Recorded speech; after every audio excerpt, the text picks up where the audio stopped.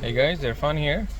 So here we have a 2006 Subaru Outback with the check engine light on, and the code is P0171. And if we see over trims, our short is 21, 22, and the long is at 20. But when we step on the accelerator, we can see this number comes down. So that mostly is vacuum leak. So this is the code that we were having, P0171, system 2 lean bank 1. So the smoke test, vacuum leak test passed. Also, I did a fuel pressure check on this, which was under specification, which is 49 to 52 for this engine. I'm checking the oxygen sensor right now. So I have made a leak. I disconnected the brake booster hose to see if I can introduce vacuum leak into the engine and see the changes onto the oxygen sensor data. So I'm going to disconnect, connect. This is what I'm going to do. And I'm going to look at for the reading. You see that it changes. So at idle, it's close to 1, and the fuel injection pulse is 2.82 milliseconds. So when I introduce that, both things rise.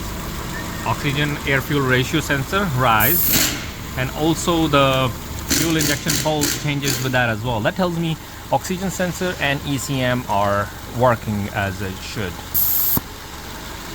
See that one more time. That number changes, and then it comes back when I close the leak. The customer notified me that they replaced the mass airflow sensor in another shop, and I look at the data for mass airflow sensor. One thing I know that this is not a OEM mass airflow. It's Delphi. It's aftermarket. Can you spot that? Yeah, right there. Delphi Technologies. So it's aftermarket, and then I'm looking at the reading for this one. The voltage look fine, but it's showing me 1.7, 1.8 GS grams per second on this one. This is a 2.5 engine. I would want this number to be around 3 at least. Okay, here is an OEM. Take a look at the filaments on the mass airflow sensor, and this is the aftermarket.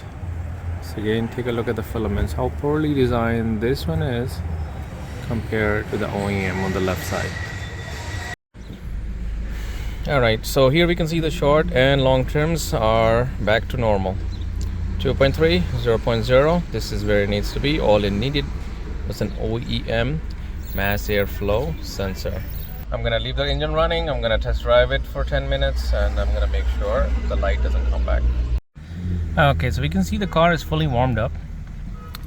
Temperature is at 199 Fahrenheit, and then our RPMs, our fuel trims are good, right where we need them to be.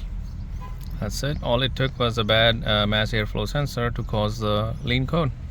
So that's one last thing I would like to show you, the difference between OEM and aftermarket. We were getting 1.8 something grams per second for a mass airflow reading with the previous aftermarket one, and look at with the OEM it's averaging 2.5, and we have a 2.5 engine in this. So problem is fixed.